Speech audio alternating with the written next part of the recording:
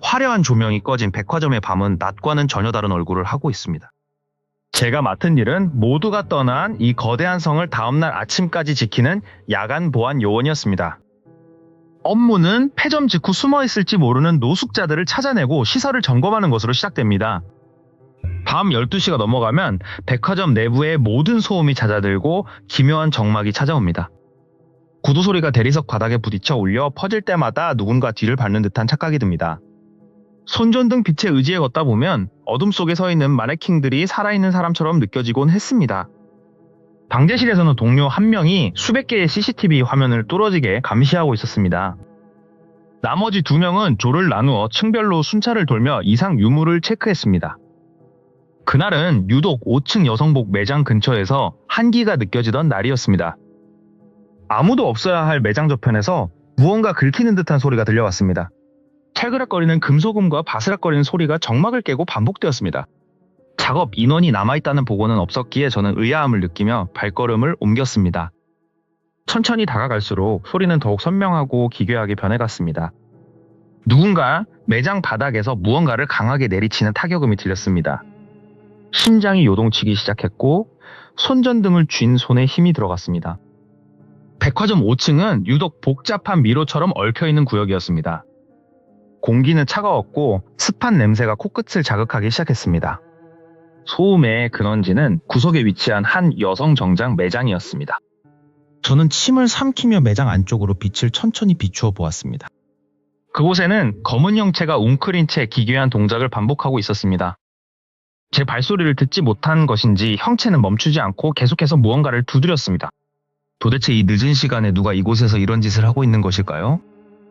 폐쇄된 백화점의 보안은 철저했을 텐데 침입자의 경로는 알 수 없었습니다. 저는 무전기를 만지작거리며 지원을 요청할지 잠시 고민했습니다. 하지만 눈앞의 상황을 먼저 확인해야 한다는 의무감이 공포를 앞섰습니다. 공기 중에 비릿한 쇠냄새와 알코올 향이 섞여 풍겨오기 시작했습니다. 빛이 형체에 닿는 순간 저는 비명을 지를 뻔한 것을 간신히 참았습니다. 쓰러진 마네킹 위에 올라타 광기 어린 행동을 하는 남자의 모습이 드러났습니다. 그는 깨진 소주병을 쥔 채 마네킹의 머리를 미친 듯이 내려치고 있었습니다. 남자의 손에서는 이미 피가 철철 흐르고 있었지만 그는 고통을 느끼지 못하는 듯했습니다. 바닥에는 유리 조각들이 흩뿌려져 있었고 그는 그것을 다시 쥐어 마네킹을 난도질했습니다. 마네킹의 옷은 짐승이 핥힌 것처럼 갈기갈기 찢겨나가 있었습니다. 남자는 하의를 전혀 입지 않은 상태였으며 그 모습은 형언할 수 없이 역겨웠습니다. 그는 마치 살아있는 사람을 고문하듯 마네킹의 팔을 비틀어 뽑아버렸습니다. 제가 다가오는 소리에 그는 천천히 고개를 돌려 저를 빤히 쳐다보았습니다. 초점 없는 눈동자 속에는 인간다운 이성이라고는 눈꽃만큼도 찾아볼 수 없었습니다. 그는 다시 고개를 돌려 마네킹의 머리를 더욱 격렬하게 내리치기 시작했습니다. 저는 떨리는 목소리로 그만하라고 외치며 무전기를 켰습니다. 방제실의 비상 상황을 알리고 경찰 지원을 요청하는 무전이 복도에 울려 퍼졌습니다. 남자는 제 외침을 무시한 채 마네킹의 찢긴 옷 사이로 기괴한 중얼거림을 뱉어냈습니다. 10분 남짓한 시간이 영겁처럼 느껴졌고 저는 그 자리에 얼어붙어 있었습니다. 이윽고 멀리서 구두 발자국 소리와 함께 경찰들의 전등빛이 쏟아져 들어왔습니다.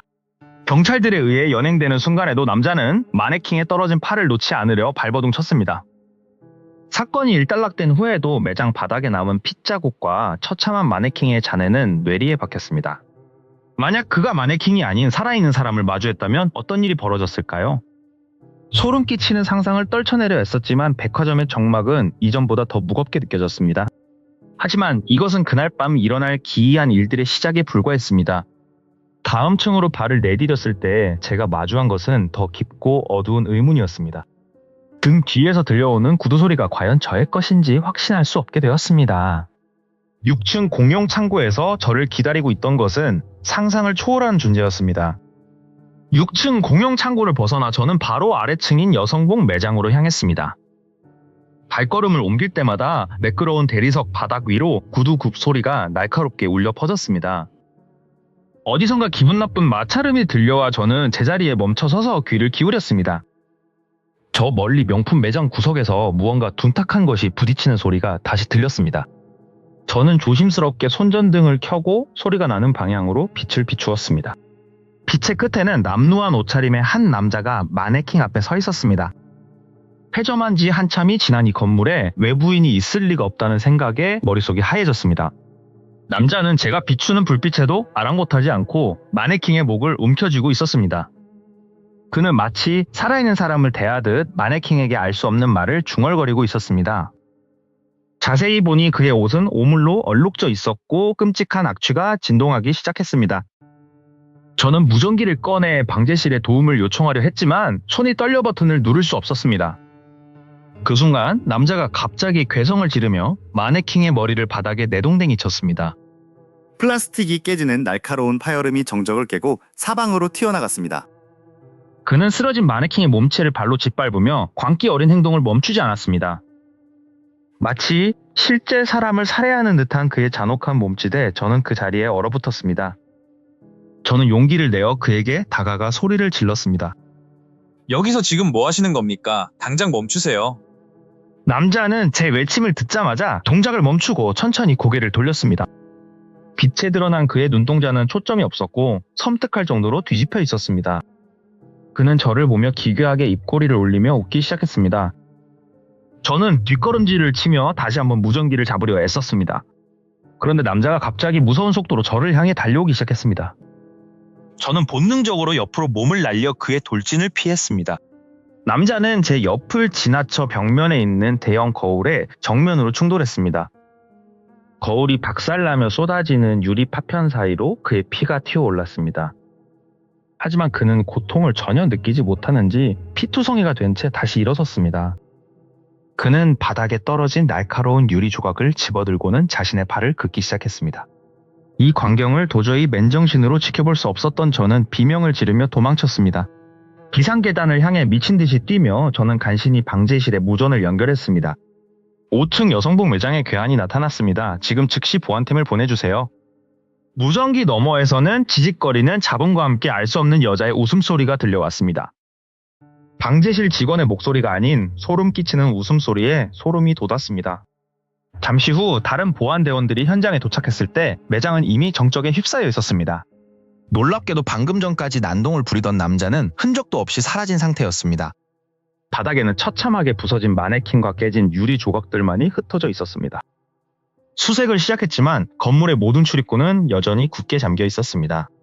CCTV 확인 결과 제가 본 남자의 모습은 어디에도 찍혀 있지 않았습니다.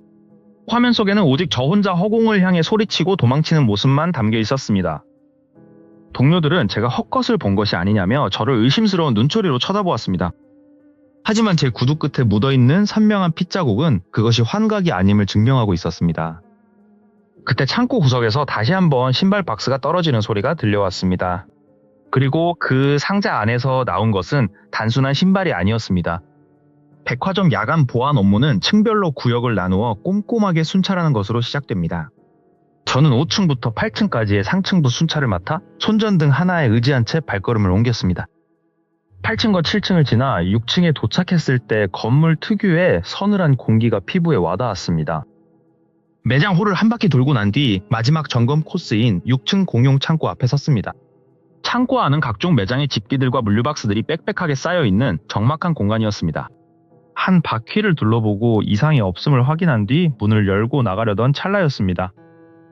등 뒤에서 무언가 바닥으로 무겁게 떨어지는 철부덕 소리가 고요한 정적을 깼습니다.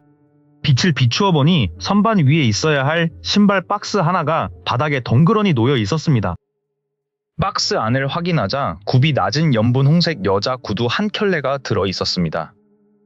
저는 대수롭지 않게 생각하며 박스를 원래 있던 선반 높은 곳에 다시 올려두었습니다. 다시 문을 향해 걸음을 옮기고 손잡이를 잡는 순간 또다시 같은 소리가 들려왔습니다. 뒤를 돌아보자 방금 올려두었던 그 분홍색 구두 상자가 똑같은 위치에 떨어져 있었습니다.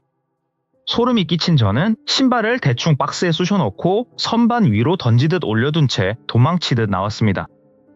복도로 나오자마자 무전기에서 지지직거리는 소리와 함께 보안팀장님의 목소리가 들렸습니다. 팀장님은 제가 창고 안에서 혼자 이상한 춤이라도 추는 것 같다며 장난스럽게 웃었습니다. 저는 신발 박스가 자꾸 떨어져서 정리 중이었다고 답했지만 팀장님은 믿지 않았습니다. 창고 안에는 아무것도 떨어진 게 없는데 왜 혼자 허공에 대고 쇼를 하느냐는 것이었습니다. 찝찝한 기분을 안고 순찰을 마친 뒤 저는 곧장 방제실로 내려가 확인을 요구했습니다. 팀장님과 다른 동료가 보는 앞에서 조금 전 6층 창고의 CCTV 영상을 재생했습니다. 화면 속에 저는 분명히 무언가를 줍고 선반에 올리는 동작을 반복하고 있었습니다. 하지만 소름 끼치게도 제 손에는 아무것도 들려있지 않았고 바닥에도 상자는 없었습니다.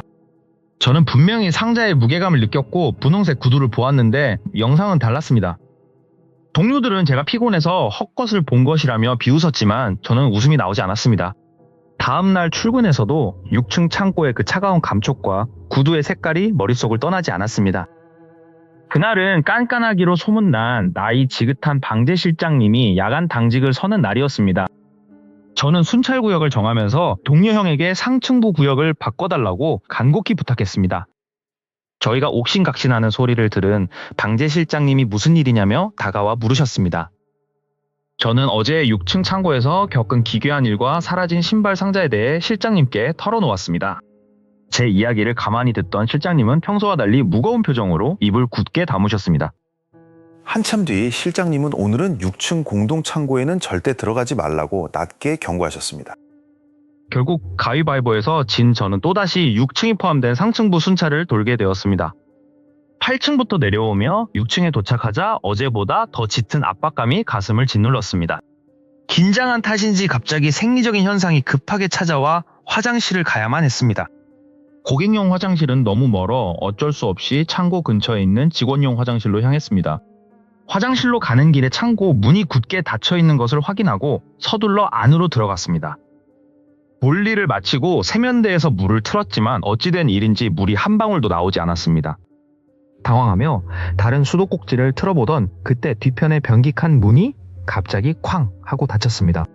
바람 한 점 없는 밀폐된 공간에서 스스로 닫힌 문을 보며 저는 온몸이 얼어붙었습니다. 닫힌 문 안쪽에서 무언가 똑똑하며 노크를 하는 듯한 기괴한 소리가 들려왔습니다. 저는 비명을 지르며 화장실을 뛰쳐나와 어두운 복도를 향해 미친 듯이 달리기 시작했습니다. 창고 앞을 지날 때 분명히 닫혀있던 창고 문이 활짝 열려있는 것을 보고 저는 바닥에 나동그라졌습니다. 공포에 질려 무전기로 동료를 불렀지만 응답 대신 알 수 없는 노이즈만 가득했습니다. 떨리는 손으로 전화를 걸자 동료는 자신은 3층에 있으며 6층 근처에도 가지 않았다고 말했습니다. 그때 무전기에서 실장님의 다급한 목소리가 들려왔고 저는 정신없이 방제실로 뛰어내려갔습니다. 실장님은 제가 화장실에 들어간 직후 창고 문이 스스로 열리는 CCTV 영상을 보여주며 제게 물었습니다. 어제 창고에서 본 구두가 정말 분홍색 여자 구두가 맞느냐는 실장님의 질문에 저는 그렇다고 답했습니다. 실장님은 깊은 한숨을 쉬며 6층이 남성복 매장으로 바뀌기 전에 비극적인 사건을 이야기하기 시작했습니다. 그리고 그 상자 안에서 나온 것은 단순한 신발이 아니었습니다. 어제 겪었던 기괴한 신발 박스 사건의 잔상이 머릿속을 떠나지 않았습니다. CCTV에 아무것도 찍히지 않았다는 사실은 저를 더욱 미치게 만들었습니다. 순찰 도중 갑자기 아랫배가 뒤틀리는 듯한 강렬한 신호가 찾아왔습니다. 가장 가까운 직원용 화장실은 공용 창고 바로 옆에 위치해 있었습니다. 그곳에 가고 싶지 않았지만 생리적 현상은 선택의 여지를 주지 않았습니다.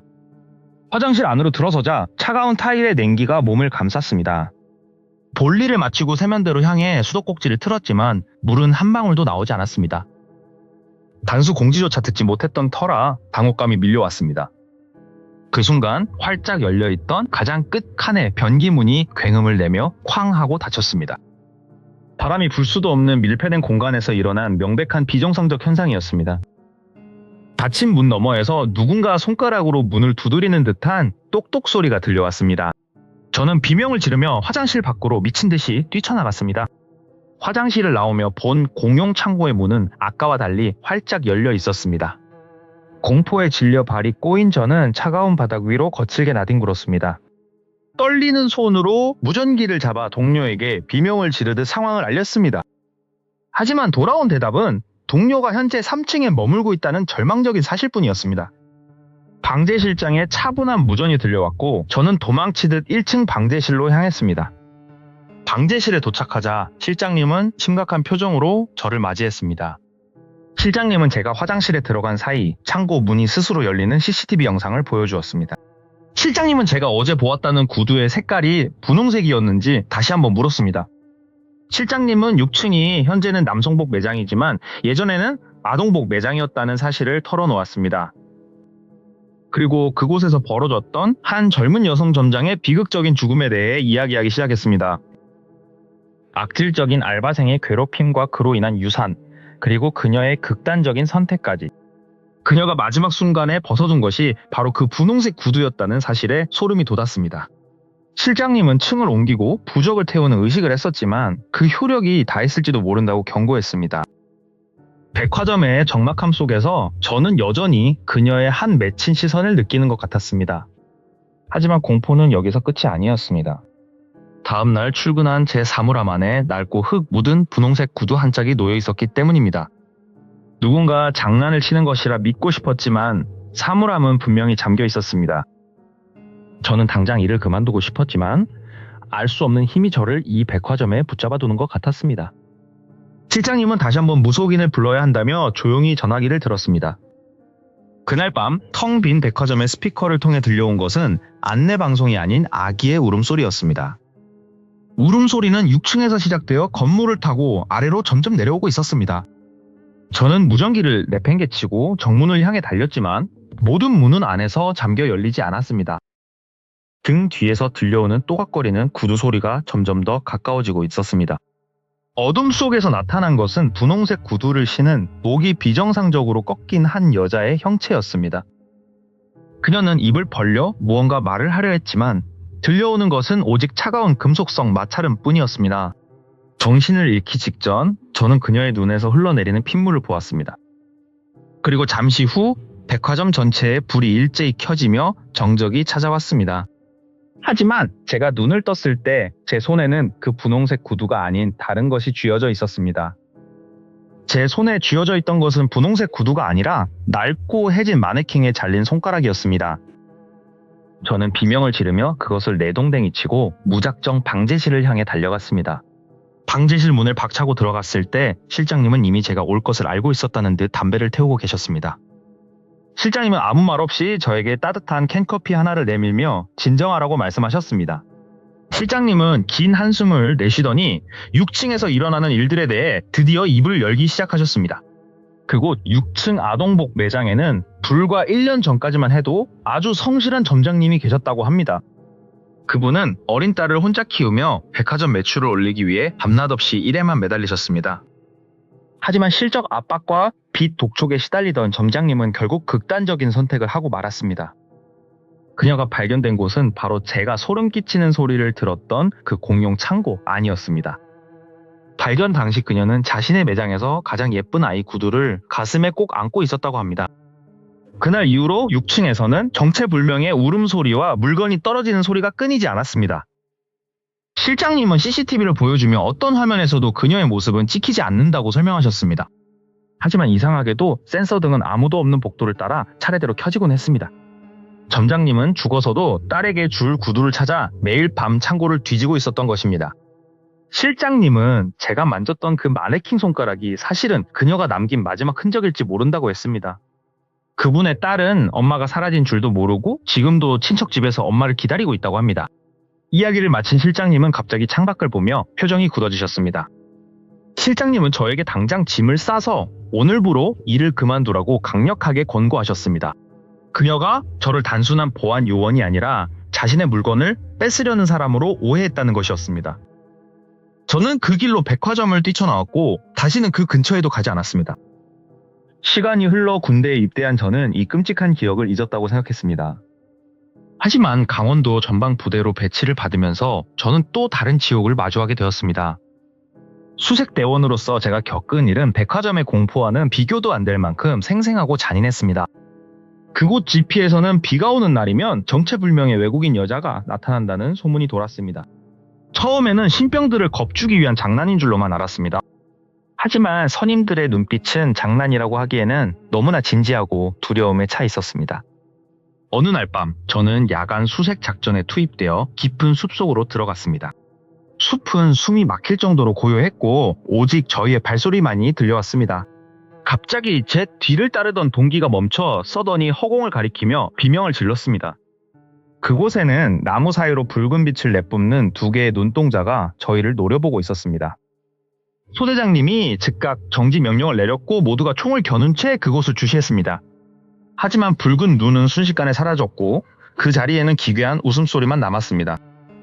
그 소리는 사람이 낼 수 없는 여러 목소리가 겹쳐진 듯한 소름 끼치는 소리였습니다. 부대로 복귀한 후에도 그 소리는 제 귓가에서 떠나지 않았습니다. 다음날 아침 소대장님은 어젯밤 일에 대해 누구에게도 발설하지 말라고 엄포를 놓으셨습니다. 하지만 저는 궁금증을 참지 못하고 부대 창고에서 오래된 기록물을 찾아보기 시작했습니다. 그 기록물에는 수십 년 전 이 지역에서 실종된 외국인 여성들에 대한 기록이 가득했습니다. 그리고 그 기록의 마지막 페이지에는 소름 끼치는 경고 문구가 적혀 있었습니다. 그것은 이 땅을 떠나지 못한 원혼들이 산자의 몸을 빌려 복수를 꾀한다는 내용이었습니다. 바로 그 순간 등 뒤에서 차가운 입김과 함께 누군가의 속삭임이 들려왔습니다. 하지만 제가 고개를 돌렸을 때 그곳에는 사람이 아닌 상상조차 할 수 없는 것이 서 있었습니다. 저는 강원도 최전방 사단에서 수색 중대원으로 군 복무를 하던 시절의 이야기를 들려드리려 합니다. 수색 중대는 일반적인 부대와 달리 비무장지대 내부의 요새와 같은 지피에 투입되어 경계 작전을 수행합니다. 제가 2병에서 1병을 달 무렵 처음으로 북한군이 바로 눈앞에 보이는 삭막한 지피 생활을 시작하게 되었습니다. 낯설고 폐쇄적인 환경 때문인지 저는 밤마다 가위에 눌리거나 깊은 잠을 이루지 못하며 적응에 애를 먹었습니다. 그러던 어느 날 분대장 선임이 흡연장에서 저에게 믿기 힘든 기묘한 이야기를 꺼냈습니다. 선임은 이곳을 거쳐간 대원들 대부분이 가위에서 똑같은 형상을 봤다며 외국인 여자를 언급했습니다. 당시 저는 그저 막내인 저를 겁주기 위해 만들어낸 흔한 군대 괴담일 뿐이라고 치부하며 믿지 않았습니다. 며칠 뒤 새벽 2시까지 이어지는 고된 야간 매복 근무를 마치고 지친 몸으로 막사에 복귀했습니다. 침상에 누웠으나 이상하게 가슴이 답답하고 무거운 쇳덩어리가 누르는 듯한 통증에 눈을 번쩍 떴습니다. 제 시선이 발끝을 향했을 때 그곳에는 동상에 걸린 듯 검게 변한 사람의 맨발이 제 가슴을 짓밟고 있었습니다. 시선을 천천히 위로 올리자 검은 원피스를 입은 기괴한 여자가 저를 내려다보며 서 있었습니다. 저는 이것이 허상이라 믿으며 가위를 풀기 위해 필사적으로 손가락을 움직이려 노력했습니다. 하지만 그 여자는 저를 조롱하듯 갑자기 미친 듯이 깔깔거리며 웃기 시작했습니다. 그녀의 눈은 어둠 속 소방전 불빛보다 더 선명하고 기괴하게 붉은색으로 빛나고 있었습니다. 그녀는 좁은 네모반 안을 천둥 같은 웃음소리를 내며 미친 사람처럼 뛰어다니기 시작했습니다. 수십 명의 전우들이 옆에서 자고 있었지만 그 누구도 이 끔찍한 소동을 듣지 못하고 깊이 잠들어 있었습니다. 체감상 1시간이 넘는 시간 동안 저는 꼼짝도 못한 채 그녀의 광기 어린 질주를 지켜봐야만 했습니다. 어느 순간 필름이 끊기듯 의식을 잃었고 정신을 차려 시계를 보니 고작 2시 40분이었습니다. 제가 겪은 긴 공포의 시간에 비해 실제 흐른 시간은 너무나도 짧았기에 저는 큰 혼란에 빠졌습니다. 다음날 저는 이 모든 것이 피로로 인한 헛것이라 스스로를 세뇌하며 누구에게도 말하지 않았습니다. 하지만 이틀 뒤 제 유일한 동기인 김돌비 일병에게 믿기 힘든 사건이 발생했습니다. 깊은 밤, 평소라면 절대 울리지 않았을 네모반의 전체 전등이 갑자기 환하게 켜졌습니다. 상황이 발생한 줄 알고 급히 일어난 대원들은 모두 한 곳을 보며 멍하니 멈춰서 있었습니다. 제 맞은편 침상에서 동기 김일병이 눈에 흰자위를 드러낸 채 온몸을 비정상적으로 떨고 있었습니다. 부소대장님이 달려와 그를 흔들며 깨우려 했지만 그는 침을 흘리며 기괴하게 몸을 뒤틀 뿐이었습니다. 결국 김일병은 의무병들에 의해 들것에 실려 황급히 하부 부대병원으로 후송되었습니다. 동기가 떠난 빈 침상을 보며 저는 원인 모를 불길함과 알 수 없는 공포에 휩싸였습니다. 한 달 뒤 지피작전이 끝나고 연대로 복귀한 저는 흡연장에서 전출 대기 중인 김일병을 다시 만났습니다. 김일병은 저를 보자마자 아주 진지한 표정으로 그날 밤 지피에서 무엇을 보았는지 물었습니다. 놀랍게도 그는 제가 보았던 붉은 눈과 검은 원피스의 외국인 여자 귀신을 똑같이 묘사했습니다. 독실한 기독교 신자였던 그는 그 귀신이 나타났을 때 필사적으로 찬송가를 부르며 저항했다고 합니다. 그러자 귀신은 그를 비웃으며 입이 귀에 걸릴 듯한 기괴한 미소를 지으며 그를 깔아뭉개고 앉았습니다. 그녀의 손은 드라이 아이스처럼 차가우면서도 불덩이처럼 뜨거운 모순적인 고통을 주며 그의 목을 감싸 쥐었습니다. 마지막 수단으로 김일병이 주기도문을 외우자 그녀는 갑자기 정색하며 그를 빤히 쳐다보았습니다. 그녀는 이내 김일병이 외우던 주기도문을 소름 끼치는 목소리로 역재생하여 읊조리기 시작했습니다. 그 충격적인 소리를 듣는 순간 그는 정신줄을 놓아버렸고 그것이 그가 발작을 일으키며 실려간 전말이었습니다. 부대원들이 쉬쉬하며 숨겨왔던 이 사건은 결국 중대장님과 행보관님에게 보고되어 퇴마 부적까지 묻게 되었습니다. 부대 내에서는 오래전 한 장교가 임신한 외국인 여성을 이곳에서 살해하여 묻었다는 비극적인 소문이 돌았습니다. 부적을 묻은 뒤로는 그녀를 본 사람이 없다고 하지만 저는 여전히 그 붉은 눈의 잔상을 잊을 수 없습니다. 하지만 제가 고개를 돌렸을 때 그곳에는 사람이 아닌 상상조차 할 수 없는 것이 서 있었습니다. 하지만 제가 고개를 돌렸을 때 그곳에는 사람이 아닌 상상조차 할 수 없는 것이 서 있었습니다. 심장이 멎을 듯한 공포 속에서 며칠이 지난 어느 날 새벽, 네모반의 모든 불이 갑자기 환하게 켜졌습니다. 상황이 발생한 줄 알고 벌떡 일어났지만 평소와 다르게 네모반 안은 기괴할 정도로 고요했습니다. 사람들의 시선이 향한 곳에는 제 동기인 김일병이 침대 위에서 몸을 비정상적으로 비틀고 있었습니다. 그의 눈은 흰자위만 보일 정도로 뒤집혀 있었고 입가에는 거품과 침이 범벅된 채 덜덜 떨고 있었습니다. 당직 사관과 간부들이 달려들어 그를 흔들어 깨웠지만 김일병은 의식을 찾지 못한 채 구급차에 실려갔습니다. 얼마 후 부대로 복귀한 김일병은 저를 따로 불러 그날 밤 겪었던 소름 끼치는 이야기를 털어놓았습니다. 그는 잔뼈에 가슴이 찢어지는 듯한 압박감을 느껴 눈을 떴고 자신의 가슴 위에 선 맨발을 보았다고 했습니다. 고개를 들어보니 검은 원피스를 입은 여자가 붉게 빛나는 눈으로 그를 내려다보고 있었습니다. 독실한 기독교 신자였던 김일병은 공포를 이겨내기 위해 마음속으로 간절히 주기도문을 외우기 시작했습니다. 하지만 기도가 끝날 때마다 여자는 귀에 걸릴 듯한 입으로 깔깔거리며 더 크게 비웃었습니다. 급기야 여자는 그의 몸 위로 올라타 차가운 손으로 김일병의 목을 서서히 조르기 시작했습니다. 여자는 갑자기 기도를 멈추고 고개를 갸우뚱하더니 기괴한 소리를 내뱉었습니다. 그것은 김일병이 방금 외웠던 주기도문을 완벽하게 거꾸로 역재생하는 소름 끼치는 음성이었습니다. 거꾸로 들리는 신성한 문구에 김일병은 정신이 무너져 내리며 그대로 필름이 끊기고 말았습니다. 병원에서 깨어난 그는 다시는 그곳에 돌아갈 수 없다며 전출을 요청했고 결국 부대를 떠났습니다. 동기가 떠난 빈자리를 보며 저는 그 여자 귀신이 여전히 우리 곁을 맴돌고 있다는 사실에 몸서리쳤습니다. 밤마다 들려오는 바람 소리조차 누군가 주기도문을 거꾸로 읊조리는 환청처럼 들려왔습니다. 소문에 의하면 그곳은 오래전 파병 온 간호장교가 비극적인 죽음을 맞이한 장소라고 했습니다. 억울하게 죽은 영혼은 성스러운 기도조차 비웃으며 자신을 죽인 이들을 저주하고 있었던 것입니다. 부대에서는 결국 군종 장교들을 불러 대대적인 퇴마 기도를 올리기로 결정했습니다. 하지만 기도가 시작되던 날 밤, 네모반의 모든 시계가 동시에 멈추는 기현상이 벌어졌습니다. 어둠 속에서 다시 들려오는 쇳소리 섞인 웃음소리는 기도를 올리던 장교의 목소리마저 덮어버렸습니다. 갑자기 복도 끝에서 누군가 달려오는 육중한 발소리가 네모반 문 앞에서 뚝 멈췄습니다. 문틈 사이로 붉은 안개가 스며들기 시작했고 기운은 영하로 떨어진 듯 입김이 하얗게 나왔습니다. 정적을 깨고 문 너머에서 들려온 것은 김일병이 들었던 그 역재생된 기도의 한 구절이었습니다. 모두가 공포에 질려 아무것도 못할 때 갑자기 네모반의 모든 관물대 문이 동시에 쾅 하고 열렸습니다. 그 안에는 피로 쓴 듯한 붉은 글씨들이 빼곡하게 적혀 있었고 우리를 저주하는 내용들이었습니다. 저는 제 건물대 속에서 썩어가는 듯한 검은 머리카락 뭉치가 쏟아져 나오는 것을 목격했습니다. 비명이 난무하는 가운데 퇴마를 진행하던 장교가 갑자기 피를 토하며 바닥으로 쓰러졌습니다. 공기가 마치 액체처럼 무거워졌고 저는 숨을 쉬려 해도 폐가 타들어가는 것 같은 통증을 느꼈습니다. 천장에서 거꾸로 매달린 여자의 얼굴이 제 코앞까지 내려와 붉은 눈으로 저를 빤히 쳐다보았습니다. 그녀의 입술이 천천히 움직이며 제 이름을 정확하게 불렀고 그 목소리는 지옥의 심연처럼 깊었습니다. 저는 정신을 잃지 않으려 허벅지를 꼬집었지만 온몸이 마비된 듯 손가락 하나 까딱할 수 없었습니다. 그때 갑자기 모든 소음이 멈추고 멀리서 들려오는 새벽 점호 나팔 소리가 정적을 깼습니다. 나팔 소리와 함께 여자는 연기처럼 사라졌고 네모반은 언제 그랬냐는 듯 차가운 새벽 공기만 감돌았습니다.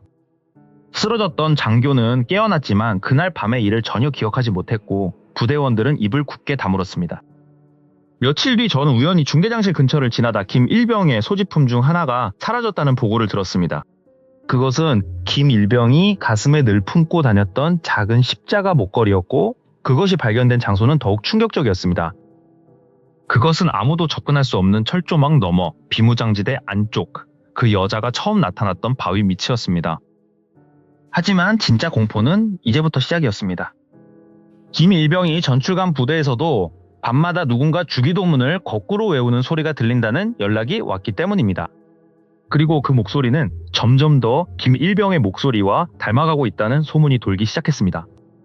과연 그 귀신은 김일병을 따라간 것일까요? 아니면 김일병 자체가 변해가고 있는 것일까요? 이제 우리는 그 비극적인 외국인 여자의 정체에 숨겨진 더 깊은 진실을 마주해야만 합니다. 이제 우리는 그 비극적인 외국인 여자의 정체에 숨겨진 더 깊은 진실을 마주해야만 합니다. 동기인 돌비 일병이 실려나간 뒤 부대 안은 말할 수 없는 공포에 짓눌려 있었습니다. 선임들은 이미 오래전부터 이 존재를 알고 있었지만 누구도 감히 입 밖으로 꺼내지 않았습니다. 이 귀신의 정체에 대해서는 부대원들 사이에서 소름 끼치는 소문이 돌고 있었습니다. 소문에 따르면 그녀는 수십 년 전 이곳에 파병 온 외국인 장교와 관련된 비극의 주인공이었습니다. 한 장교가 몰래 데려온 여성이 임신을 하자 비밀을 지키기 위해 그녀를 이곳에서 살해했다는 내용이었습니다. 연고도 없는 타국의 최전방 최전선에서 그녀는 억울한 죽음을 맞이한 것이었습니다. 그녀가 주기도문을 역재생하며 비웃었던 것은 자신을 배신한 인간들의 믿음에 대한 조롱이었을지도 모릅니다. 사태의 심각성을 인지한 행보관님과 중대장님은 특단의 조치를 취하기로 결정했습니다. 군종 장교가 방문하여 기도를 올리고 부대 곳곳에 강력한 부적들이 은밀하게 설치되었습니다. 놀랍게도 부적을 설치하고 난 이후 더 이상 그 붉은 눈의 여자를 본 사람은 없었습니다. 하지만 저는 아직도 가끔 밤이 되면 그 소름 끼치는 웃음소리가 귓가를 맴도는 것 같습니다. 백화점의 마네킹부터 군대의 외국인 여자까지 공포는 항상 우리가 예상치 못한 곳에 숨어 있었습니다. 억울하게 죽어간 영혼들의 원한은 어둠 속에서 여전히 누군가를 기다리고 있을지도 모릅니다. 이제 저는 그곳을 떠나왔지만 그날의 기억은 영원히 제 가슴속에 낙인처럼 남았습니다. 긴 시간 동안 저의 두려웠던 경험담을 들어주셔서 진심으로 감사드립니다. 여러분의 밤은 부디 아무런 방해 없이 평온하고 안녕하길 바랍니다. 하지만 기억하십시오. 당신의 뒤에서 누군가 주기도문을 거꾸로 읊조린다면 절대 뒤를 돌아보지 마세요. 이로써 백화점과 군대, 그 기괴했던 야간의 기록을 모두 마칩니다. 안녕히 주무십시오.